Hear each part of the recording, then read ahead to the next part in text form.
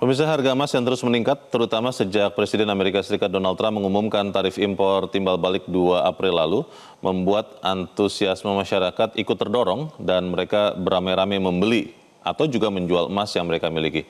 Sampai kapan tren ini berlangsung dan apakah saat ini adalah saat yang tepat untuk membeli atau justru untuk profit taking menjual emas? Kita berbincang bersama Kepala Riset Pros Capital, Alfred Nainggolan. Pak Alfred, selamat pagi. Pagi. Ya, Pak Alfred, ada beberapa lembaga internasional ya seperti Goldman Sachs yang mengatakan memprediksi bahwa dolar bisa ke 3.700, maksud saya emas bisa ke 3.700 dolar per troy ounce untuk tahun ini di akhir tahun. Ada beberapa lembaga lain, UBS, Bank of America juga memperkirakan 3.500. Kalau kita bicara sekarang dolar ada di sekitar 3.200, maksud saya emas di 3.200-an dolar. Anda percaya tidak bahwa emas ini masih bisa naik lagi, Pak Alfred? Ya, kalau percaya secara probabilitasnya justru peluang untuk emas naik dalam jangka pendek sangat besar, bahkan sampai akhir tahun tadi ya, prediksi beberapa lembaga besar ya. Karena kalau kita lihat memang dalam hampir 7 tahun berturut-turut nih, setiap tahun emas selalu mengalami kenaikan, dan kalau kita lihat isunya masih isu global ya.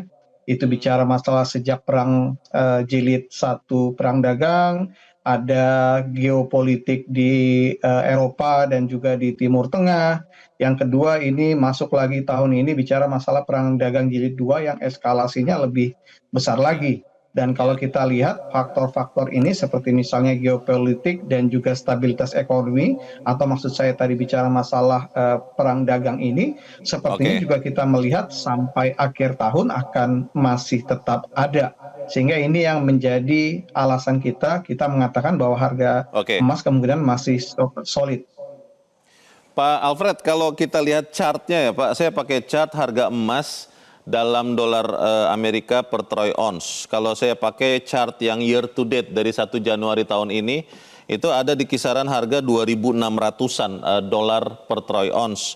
2.600-an, sekarang di 3.200-an, sudah naik 600-an dolar. Kalau katakanlah menyentuh 3.500 seperti tadi beberapa badan internasional mengatakan, kan naiknya relatif tinggal sedikit Pak, ketimbang kemungkinan turun ke level harga di awal tahun. Bagaimana tuh Pak Alfred? Ya, tadi kita katakan bahwa memang pada fase seperti ini kita melihat bahwa kalau berkaca secara historis ya, memang kejadian-kejadian kenaikan emas yang signifikan biasanya memang puncaknya memang pada April ini untuk dari sisi persentase. Jadi kalau kita lihat ini kenaikan emas year to date sudah hampir sekitar 20%, atau kalau kita lihat dalam 3 tahun terakhir ini per tahun compounded grade-nya sekitar 19%. Artinya ini relatif cukup maksimal secara historis yang pernah terjadi kepada kenaikan harga emas. Biasanya pada kondisi seperti ini based on historis ada dua, kalau emas memang mengalami penurunan, tapi istilahnya penurunannya lebih kepada penurunan laju pertumbuhannya. Jadi kalau kita lihat bahwa kalau memang dari sisa target yang dibuat dengan kondisi sekarang memang menyisakan sedikit pertumbuhan. Tapi sekali lagi, kalau kita lihat bahwa kemungkinan target akhir tahun berubah juga bisa saja dilakukan ketika melihat bahwa kondisi-kondisi, misal ambil contoh ketika eskalasinya mengalami kenaikan, baik itu dari sisi konflik geopolitiknya maupun dari sisi faktor tadi perang tarifnya terjadi eskalasi, maka pasti akan terjadi upgrade untuk kenaikan harga emas. Pak Alfred, kalau kita lihat kan sebenarnya yang paling besar ini gajah-gajah Amerika Serikat dan Tiongkok, kelihatannya Trump sudah mulai makin melunak ketika melihat Tiongkok itu bersikukuh dengan tarif yang dia balas dengan Amerika Serikat. Dan banyak orang memperkirakan bahwa perang dagang ini eskalasinya makin melunak. Dan kenaikan emas ini kan sebagian besar karena ketidakpastian yang disebabkan oleh Trump. Kalau nanti ketidakpastian ini hilang ketika katakanlah memang naik harga tarifnya tapi tidak sebesar atau tidak sedahsyat seperti yang diterapkan Jinping dan Trump sekarang, otomatis kan tidak ada alasan lagi untuk harga emas semahal sekarang Pak. Ini bagaimana Pak Alfred? Iya, benar, benar, benar sekali. Jadi kalau kita lihat memang beberapa faktor ini paling khusus tadi bicara masalah stabilitas politik untuk concern kita di perang dagang ini kan betul-betul volatilitasnya cukup tinggi ya, Ya, uncertainty-nya cukup tinggi, kejutannya juga cukup tinggi sehingga ketika ini menjadi faktor pendorong harga emas, ketika itu uncertainty-nya cukup tinggi, kejutannya cukup tinggi, maka kejutan untuk penurunan harga emas juga cukup besar. Kita juga hmm, melihat bahwa ada beberapa downside yang mungkin bisa menjadi kejutan juga selain tadi faktor stabilitas ekonomi, perang dagang, dan juga geopolitik. Kalau dua faktor ini kan relatif bisa kita amati dengan secara perlahan ya. Tapi ya, beberapa faktor downside yang cukup signifikan, misalnya terjadi penjualan masif oleh negara-negara atau bank sentral untuk penjualan emasnya, karena memang posisi harga emas sekarang overtaking lagi ini ya. cukup bagus. Kita juga Ya, melihat nih, kalau melihat posisi sekarang terbesar cadangan emas yang dimiliki oleh bank sentral itu tertinggi oleh Amerika. Jadi kita memang melihat bahwa hmm, ada juga hmm, potensi itu kalau melihat bagaimana tadi usaha dari Amerika untuk menaikkan cadangan devisa bisa juga ya, terdongkrak oleh kenaikan harga emas. Jadi ya, makanya hal-hal seperti ini memang relatif jadi kalau emas dulu bisa dibilang stabil, sekarang bisa dibilang kita melihat bahwa volatilitasnya akan cukup tinggi karena tadi hmm, kenaikan selama ini juga relatif cukup tinggi besaran kenaikannya sehingga ini ya. membuat peluang bahwa penurunan yang terjadi ke depan juga bisa saja akan ikut tinggi. Oke, kalau ini sekaligus kita ingin mengedukasi pemirsa Zona Bisnis Metro TV, Pak Alfred, yang harusnya dilakukan oleh masyarakat, termasuk ibu-ibu ya. Kalau tadi kita lihat berita di banyak tempat latah untuk ikut membeli emas. Sekarang itu kalau yang sudah punya emas, itu boleh jual dulu profit taking. Lalu yang belum punya emas, apakah masih bijak untuk membeli di harga saat ini nih, Pak Alfred? Ya, ekspektasi kita tadi peluang probabilitas untuk harga emas masih bisa naik itu cukup besar ya. Tapi sekali lagi kita menyarankan bahwa untuk yang beli dengan latar belakang trading, kadang kan ada orang beli memang tujuannya nanti ketika harganya naik nanti mereka mau jual, bukan di keep ya. Mungkin kalau itu mesti agak memperpendek holding periodnya. Jadi jangan sampai berpikir oh nanti jual 2 atau 3 tahun lagi. Ya, itu relatif cukup berbahaya karena ada potensi penurunan harga emas. Jadi kalaupun Ya, mau beli ya untuk trading bulanan lah, mungkin 1, 2 atau 3 bulan ke depan. oke. Sementara tadi untuk yang memang membeli emas untuk investasi jangka panjang, sebenarnya nggak masalah. Biasanya yang orang yang beli untuk investasi jangka panjang, biasanya mereka nyicil tuh rutin tiap bulan. Hmm, Untuk itu mungkin bisa terus dilakukan.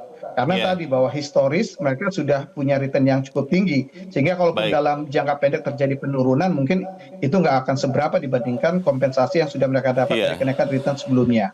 Pak Alfred, pertanyaan klasik, kalau untuk yang investasi ini terutama untuk ibu-ibu ya, lebih baik beli logam mulia yang kotak-kotak atau yang seperti apa yang dikeluarkan Antam, atau boleh juga beli perhiasan. Yang saya dengar sih katanya lebih bagus logam mulia karena harga potong pembentukan perhiasan itu kan akan mengurangi harga jualnya. Yang mana kalau menurut Anda, Pak? Betul. Ya, cuma kan kadang-kadang memang secara nilai logam yang mulia kan itu relatif lebih tinggi. Tapi kalau perhiasan bisa digunakan juga untuk aksesoris. Oh, Kadang-kadang tinggal nanti prefer yang mana. Karena kalau memang hmm, tujuan pure untuk investasi, memang lebih prefer tadi dalam bentuk ya, logam mulia ya, dalam ya, bentuk batangan. Tapi kalau ternyata juga ditujukan untuk aksesoris atau penampilan, ya tentu akan lebih bagus perhiasan. Walaupun baik. tadi dari sisi kenaikannya atau penjualannya mungkin lebih rendah dibandingkan yang logam mulia. Pak Alfred agak sedikit filosofis lagi. Kalau kemudian perang dagang ini katakanlah mereda, semua lembaga internasional, lembaga ekonomi internasional saya lihat sepakat bahwa yang terjadi sekarang akan memperlambat pertumbuhan ekonomi, baik Amerika Serikat, Tiongkok maupun global. Itu kan sesuatu yang Ya. negatif juga sebetulnya untuk kita. Itu akan kemudian nanti bisa menekan harga emas, atau harga emas ini memang akan tinggi sendirian begitu dibanding aset yang lain. Bagaimana, Pak? Ya, kalau secara historis ya, paling sensitif sekali yang menyebabkan penurunan harga emas adalah rally kenaikan pertumbuhan ekonomi. Kejadian 83, 84, ekonomi global tumbuh cukup bagus, emas koreksi dalam 2 tahun itu 32%. 96, 97 ketika lagi tinggi-tingginya juga pertumbuhan ekonomi secara global, emas koreksi 25%. Kemarin di 2013, 2015, emas koreksi hingga 37%. Saat itu pertumbuhan ekonomi juga mengalami rally kenaikan.